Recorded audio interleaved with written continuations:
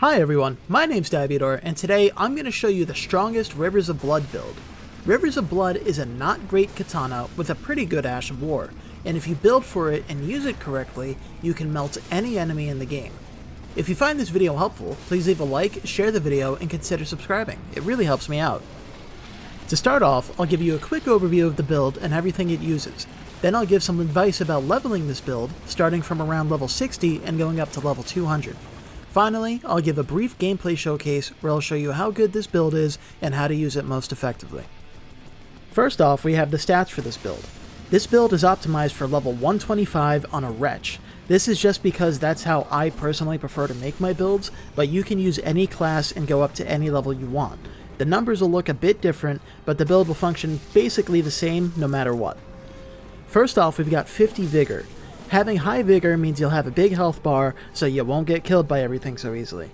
As always, Vigor is the most important stat in the game, and every build needs minimum 40 Vigor. Preferably you would go to 60 Vigor, and I want to emphasize that if you go past level 125, the first thing you should do is bring Vigor to 60, but for my builds I like to go with 50, just so I can have a few extra points to work with elsewhere. Up next, we've got Mind. We're going with 20 Mind for this build. Rivers is an Ash of War stick, which means that the main reason you use it is for the Ash of War, and so we want a bit of FP overhead so we can use the Ash more comfortably. This also lets us cast all of our buffs in one go without having to drink a flask in between, which is just convenient.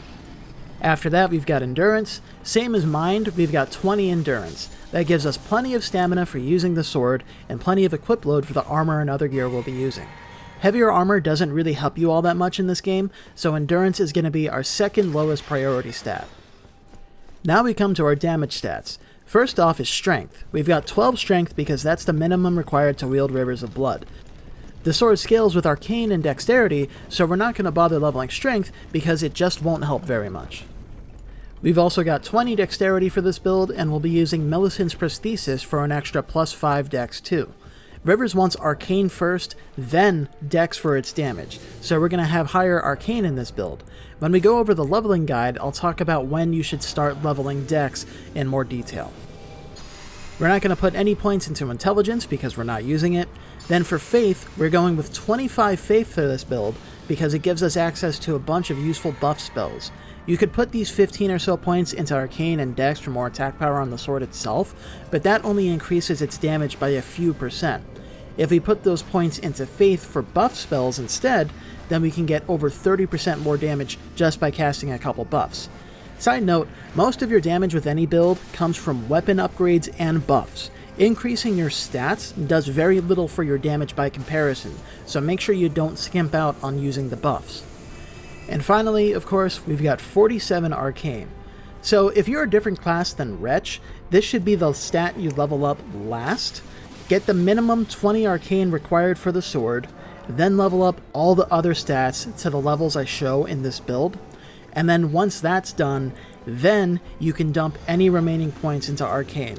So you might end up at like 50, you might end up around like 40 or so. You want to have as much Arcane as possible after you have all the other required stats for this build. Like I said, as long as you upgrade the sword itself and use buffs for it, you'll do plenty of damage. Arcane is our highest damage stat because it's what gives Rivers the highest DPS for a few reasons. Not because of the bleed buildup, but we'll discuss that more in the gameplay showcase. That's it for this build's stats. There will be a timestamp in the description if you want to check out the leveling guide so you know where to put your stats as you play through the game.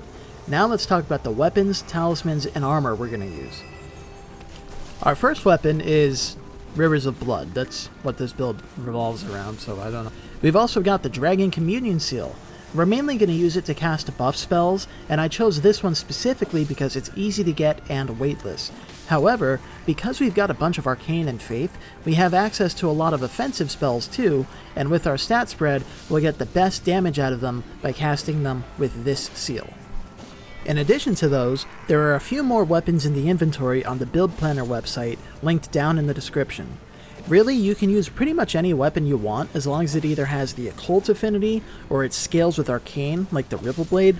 These are just extra tools for you to think about using as desired, and for this video I'm going to be focusing on Rivers of Blood. Up next are our Talismans. Rivers of Blood is an Ash of War stick, which means the build revolves around using its Ash of War corpse piler, and so our first talisman is going to be the Shard of Alexander, which increases the damage of your Ashes of War by 15%. After that, we've got Lord of Blood's Exaltation. This talisman gives you a 20% damage buff for 20 seconds when a blood loss occurs somewhere near you. This includes if an enemy bleeds, if one of your buddies bleeds, or even if you bleed. Rivers of Blood does good bleed buildup, so it's going to proc this buff very quickly. And then we've got Rotten Wing Sword Insignia and Millicent's Prosthesis. Both of these talismans do basically the same thing, which is to give you an increasingly strong damage buff as you hit an enemy multiple times in quick succession. Since Corpse Piler hits up to 6 times, it can build up that buff pretty quickly. Millicent's Prosthesis also gives you a +5 dex bonus, which helps her damage a bit more. Note that you can only get one of these talismans per playthrough. They're both rewards for Millicent's quest. You get her Prosthesis if you kill her, which you can do as early as the Windmill Village, or the Rotten Wing Sword Insignia if you help her at the end of her quest, which involves going to the Halig Tree pretty late into the game. If you're on your first playthrough, then I recommend you kill her at the Windmill Village to get the Prosthesis. You can then go to Stillwater Cave in Liurnia and kill the boss there for the regular Winged Sword Insignia, which has the same effect as the Rotten one, but is slightly weaker. Now, if you don't have access to some of these talismans, or you want to try something different out, I included a bunch more talismans in the build planner's inventory, which you can use instead. For example, if you don't have Shard of Alexander or Warrior Jar Shard, then you can use something like Ritual Sword Talisman instead to increase your damage by 10% at max health. Check these out and find what works for you. Now let's talk about armor. The main armor piece we're going to use is the White Mask. The White Mask, like Lord of Blood's Exaltation, gives you a 10% damage buff for 20 seconds when a bleed happens nearby, and this stacks with the Lord of Blood's Exaltation, so it gives you a really big damage bonus whenever you proc a bleed. After that, we've got a lot of options for armor. I included a few sets in the build planner's inventory if you want to try out some different options, or if you don't have the DLC or whatever. The preferred set for damage is the Rakshasa set, which increases the damage you do by 2% for every piece of the set you're wearing. There's also Ansbach's set, which increases the damage of Blood Oath Ashes of War, which includes Rivers of Blood's Corpse Piler, by a couple percent depending on the pieces that you're wearing. And finally, if you don't have those, then you can just go with the Knight set from the base game, which is just solid, relatively light armor, or you can wear whatever armor sets you want, because aside from buffs like what Rakshasa's set gives, armor is pretty much just cosmetic in this game, and doesn't really do all that much for you. The main source of your tankiness is coming from buffs, which we're going to talk about in a second, and your vigor level. That's it for the gear we're using, so now let's move on and talk about the spells and other buffs that we're going to be using in this build. The 3 primary spells we're going to be using here are Blessing's Boon, Golden Vow, and Flame Grant Me Strength. Blessing's Boon gives you a health regen, which restores 8 health per second for 90 seconds. This will help you stay alive in fights, and will save you healing flasks when you're exploring dungeons and the open world. Golden Vow buffs all the damage you do by 15%, and reduces all damage you take by 10% for 80 seconds. And Flame Grant Me Strength buffs your physical and fire damage by 20% for 30 seconds. Rivers of Blood does physical and fire damage, so it's a very convenient buff. And between Vow and Flame Grant Me Strength, you get a 38% damage buff, and that's before factoring in your talismans and other stuff that we're going to be using. In addition to that, since we have 25 Faith and a lot of Arcane, we also have access to a lot of other incantations. You can experiment with them and see which ones you like, but I included a couple generally good ones. Flame Cleanse Me will cure poison and scarlet rot, so it's an incantation you should pretty much always have equipped just in case you need it. I also included a couple Dragon Communion incantations because we're using the Dragon Communion seal anyway, and that'll boost their damage. Rotten Breath applies Scarlet Rot to enemies, so that's just a good damage over time spell.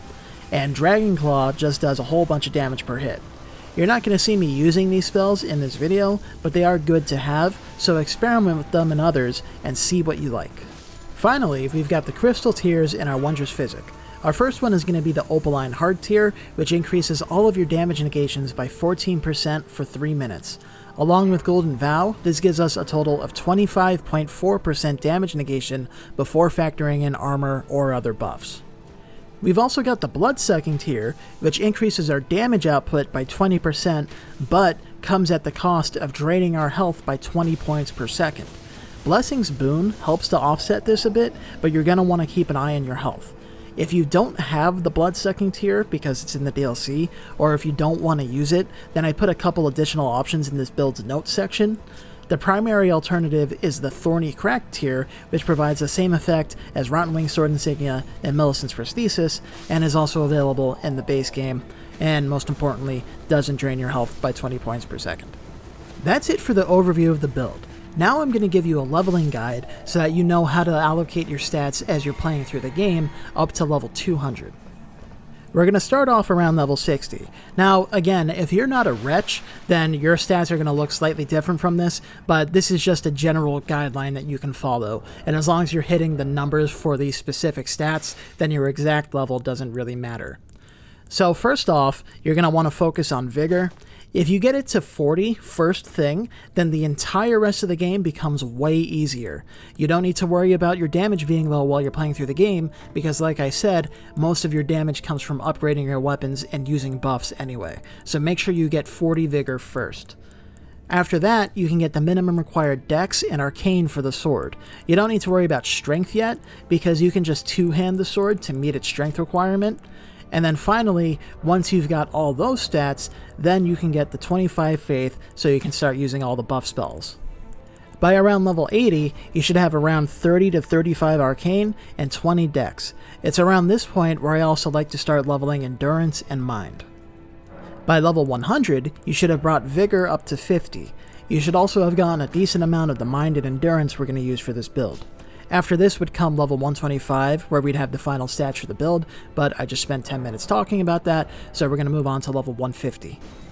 So if you move past level 125 up to 150, your first priority is getting Vigor up to 60, because it's more valuable than any other stat in the game. If you put those points into damage or whatever, you just don't get as much out of them as you do by putting them into Vigor. So definitely get 60 Vigor if you go past 125. Then you can bring Arcane up to around 50 to 55-ish, and after that you can start putting points into Dex to keep increasing your damage. And then finally, by level 200, you should have 80 Arcane and at least 40 Dex. I also brought Faith up to 33, so you can get access to Howl of Shabriri, which is a stronger damage buff than Flame Grant Me Strength. So Howl gives you a 25% damage buff for all the damage that you do, but it also makes you take 30% more damage, so if you have enough Vigor, then it's worth using, and it's a very strong buff. If you keep leveling up past level 200, then you can bring Dex up to 60, and then you can start leveling Strength alongside Dex to increase the sword's damage as much as possible. Because once you get to that 60 Dex soft cap, then it starts becoming more valuable to put points into Strength to increase the damage, because the soft cap gives you diminishing returns once you start going past the soft cap. That concludes this build's leveling guide. Now we're going to watch some gameplay where I'll show you how this build works and how you can get the most out of it. So first off, I want to start off showing some gameplay from just exploring the world or a dungeon or something. So you see here, my bread and butter when I'm using this sword is Corpse Piler. So compared to other katanas, this sword's actual on-hit damage from the blade itself isn't really great. You could get better damage using something like an Occult Uchi Katana or an Occult Nagakiba or something. But what makes this weapon shine is Corpse Piler. So you pretty much want to use Corpse Piler as often as possible. Now, you don't have to use it exclusively. For example, against this single sorcerer here, I'm not wasting my FP or my time or effort, using the Corpse Piler. You just hit him with a couple R1s and he goes down. It'll still do plenty of damage with your light attacks and heavy attacks, but against bosses and groups of enemies and stuff, for the most part, you're using this weapon for the purpose of using Corpse Piler. So one of the mistakes a lot of people make with this weapon is they always want to dual wield it with something else, right? Because they hear, oh, well, if I dual wield the weapon and I have one sword doing 60 bleed build-up and another doing 60 bleed build-up, then I'll do 120 bleed build-up every time I hit. And so I'm doing double as much damage and double as much bleed build-up.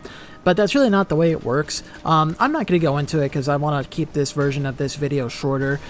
But essentially, when you compare Rivers of Blood to other katanas, its damage with its light attacks and heavy attacks is always going to be less than something like the Uchi katana, which is also lighter and has lower stat requirements and can use like different ashes of war and stuff. So if you're hitting them with the sword by just pressing the attack button, then Rivers of Blood is suboptimal for that. And the only reason you would use Rivers over a different katana would be specifically because you want to use Corpse Piler, or if you like the way the sword looks, but we're not talking about stacks right now. So it's specifically if you want to use Corpse Piler, because as you can see, Corpse Piler is pretty good. I'm going to talk about the specifics of using it more in a second, but yeah. So if you have a second katana, then that's just dead weight, right? Because you can't use the Ash of War on both swords at once. If you're using Rivers of Blood, then you should be using Corpse Piler as often as possible. And so why would you have a second katana that you're not using its Ash of War on when you have Corpse Piler, right? And so you always see people who want to copy, like, Let Me Solo Her, for example, because his thing is that he uses Rivers of Blood, and then he has a cold Uchi Katana in his offhand, so he's doing Frostbite build-up. And people see that, and they go, oh, well, I mean, you know, he's Let Me Solo Her, he's a god gamer. So if he's using this combination of swords, then I should use that combination of swords. Quick interruption, the blood lasers from Corpse Piler can go through walls, so I knew there was a dog around the corner here, and instead of letting it ambush me, I blasted it through the wall. So that's a pro tip for when you're using Rivers of Blood. But anyway, but the thing about it is that that combination of swords actually kind of sucks. Let Me Solo Her is a good player, don't get me wrong, I'm not trying to compare myself to him or anything, he's way, way better at the game than I am, okay?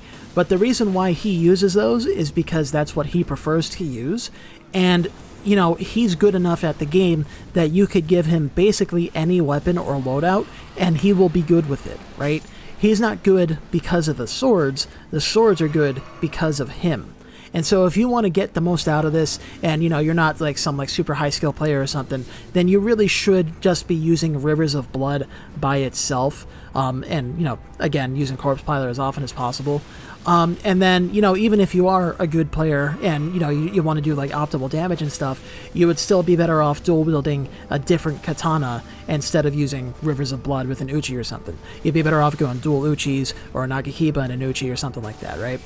And in fact, speaking of using different swords that are better than this one, so I said at the beginning of this video that it's a not great katana, and I didn't mean that as like a pun on like the katana versus great katana. I meant like, compared to other katanas, Rivers of Blood really isn't that good. It used to be like super OP back when the game first came out, but they nerfed it a bunch. It's still a solid weapon, but it's not like the super OP broken thing that you see people making it out to be on like fucking TikTok or shitty YouTube videos and Reddit and stuff like that, right? It's a fine weapon, but you know, you could get better damage using an occult Uchi Katana with double slash, right? So Corpse Piler is basically just a reskin double slash, and it also shoots blood lasers out. So, you know, you think that it's like an upgraded version of double slash, but really an occult Uchi Katana with double slash gets better DPS than Rivers of Blood's Corpse Piler. So, you know, there are better weapons, but don't get me wrong, it's a cool sword, and you don't have to use the most optimal, you know, min-max thing possible. I like the cool red sword that shoots out blood lasers, so I'm going to use the cool red sword that shoots out blood lasers, right? That's perfectly fine. It's a game. Have fun with it and play however you want. You know, I just want to talk about the technical aspects of it because these are things that are misconceptions that can hurt people sometimes, because people like pull out Rivers of Blood and they'll be like, oh my god, why isn't the boss instantly dying? It's because you're using a sword that's just not as good as you think it is. It's not like a fucking super OP insta-kill weapon. You know, you do have better options if this one's not working out for you. For example, so I mentioned using other weapons when I was talking about the build overview. I said there's other weapons in the build inventory and stuff. One of the weapons I included was an Occult Starfist, and you see in this I have it as Keen, and it's only upgraded to +6 instead of +25, which it should be because I was lazy and I didn't bother to change it from the previous build I had on this save. But the point of the Starfist, specifically in this clip, is because I'm fighting the Golden Hippo, and it's a fucking pain in the ass to fight. I don't care that much for this boss. It's alright. But it only has 80 poise, and it's been kicking my ass a lot in previous attempts at recording this. So what I did was I said, hey, I've got access to these other tools on this build. I don't have to use Rivers of Blood exclusively just because this is a Rivers of Blood build. So what I did was I switched to the Star Fist, and I put that on my second weapon slot. And then what I'm doing is I'll switch to the Star Fist, I'll hit him with a bunch of charge R2s to break his poise, or to break his stance, because the Star Fist does a lot of poise damage. And then once I get the stance break, then I switch over to Rivers of Blood, and I hit him with Corpse Piler so that I can get the full combo off and do a whole fuckload of damage, right? Because if I just stand here and try to hit him with Corpse Piler, you know, he's got punish windows where I can hit him with, like, maybe the first hit or two of it, you know, like the first two L2 presses or whatever, but I'm never going to get the full combo off, and that's going to hurt my DPS a lot. But you see there, when I get that stance break, I have a big opening where I can hit him with the full combo and fuck him up, and it does a whole lot of damage. So if Rivers of Blood by itself isn't working out for you, or, you know, any weapon for any build that you have really, you have access to other tools that you can use to complement it. And if you're clever with them, like using Star Fist to get stance breaks and then doing a whole fuckload of damage using Rivers of Blood, then you can do some really cool shit that makes the game, like, super easy. So yeah, that was like the easiest Golden Hippo fight I've ever had, actually, because I just stance break him and then press L2 with the Rivers of Blood, and it dies in like 3 hits. So here's another clip of, like, general open world or dungeon exploration that I want to show real quick. So first of all, you see here, notice how when I hit the dogs with Corpse Piler, the one that was closer to me died first. I'm going to expand upon that in a second, but I also want to show this. So remember I said you can hit the lasers through the walls. That is a very useful option that you have if you know where the bad guys are. So, you know, knowledge is power. I think I could hit this dog that I'm about to kill through the wall there too, whenever I was killing that noble just a second ago. I'm pretty sure I could have hit the dog through the wall there. But anyway, so you notice when I killed those first 2 dogs in this clip, there was the one that was up close right in front of me, and then there was the one that was further away. The one that was up close died first because when you do Corpse Piler, both the blood laser and the physical blade of the sword have their own hitboxes that do damage. And so when you're using Corpse Piler, one of the mistakes that a lot of people will make is they'll use it at range because, you know, it's got like this 10-foot range on it or whatever. And so people go, oh, well, you know, I don't have to get up close to the bad guy. I can just stay at a distance and hit them with Corpse Piler. But that significantly hurts your DPS. Here's another wall hack that I did. But yeah.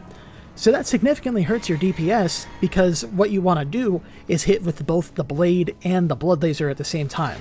So you're going to see when I'm fighting Elmer of the Briar in a second here, I'm going to get right up in his face so that I'm hitting him with both the blood lasers and the sword itself when I do Corpse Piler. And so that's really important if you want to get the most out of this. That's the main mistake people make with this build. And the other mistake people make, not just with this build, but with all builds, is not using their buffs. So before you enter a boss room, make sure you drink your Wondrous Physic, then you're going to cast Blessing's Boon, then Golden Vow, and then Flame Grant Me Strength. And we do them in that order because you're doing them from the longest one, which is the Physic, to the shortest one, which is Flame Grant Me Strength, because you want them to be active during the boss fight for as long as possible, right? But you see, so I'm getting right up close to Elmer, and I'm hitting him with the sword and the blood laser. And you see, I'm also not trying to go for the full combo, because I know that during his punish windows, I don't have time to do the whole combo. If you just mindlessly mash the attack button, I mean, look at how quickly he died. If you just mindlessly mash the Ash of War button or the attack button, then the boss is going to hit you a lot, and that's how people die. You want to be patient and deliberate with your hits. So, you know, hit him with the Ash of War once, and then get ready to dodge again. And that applies to most bosses in this game, unless they have really long punish windows. Now, in this clip, there's 2 things I want to show off. One is that this sword gets really good crowd control if the enemies are grouped up together because of the range of the blood lasers. Don't get me wrong, the blood lasers do a lot of damage, but if you want to optimize your damage against bosses, then you gotta do it at close range so you're hitting with the sword too. And the second thing I want to show is this running R2. So you see it's doing a stab that pokes out in front of me and it gets a whole bunch of range. That's just a really good move to have in your moveset. If an enemy is like at a distance from you or something, you can do a short sprint up to them and hit them with the R2 to stab them. Or you see I was able to outrange the spear guy there because I hit him with the R2 stab because of the range it gets. So keep that one in mind. That particular move is really useful, and especially since it does pierce damage. It's good. Now here I want to talk about some of the additional talismans that we have in the inventory. So in this clip I'm going to switch over to the Crusade Insignia from Shard of Alexander. What Crusade Insignia does, it's a DLC talisman.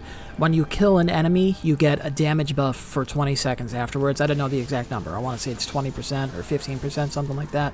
But yeah, so you get a damage buff afterwards.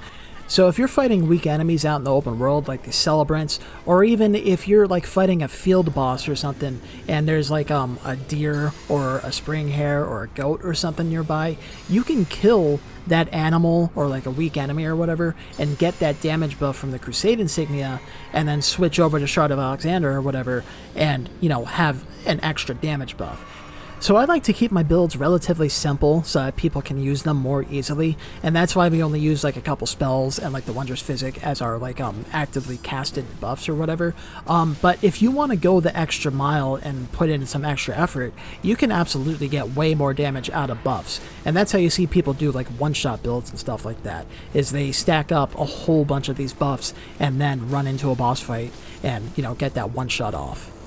And so you can keep it as simple or make it as complicated as you want. And so, you know, for example, you could use something like the Crusade Insignia for that extra buff before you go into a boss fight or whatever. And so part of my point with that is that, you know, you might see another Rivers of Blood video where it's like, oh, we're going to do a Rivers of Blood one-shot build or whatever.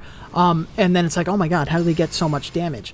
And the way they get all that damage is by stacking up a whole fuckload of buffs.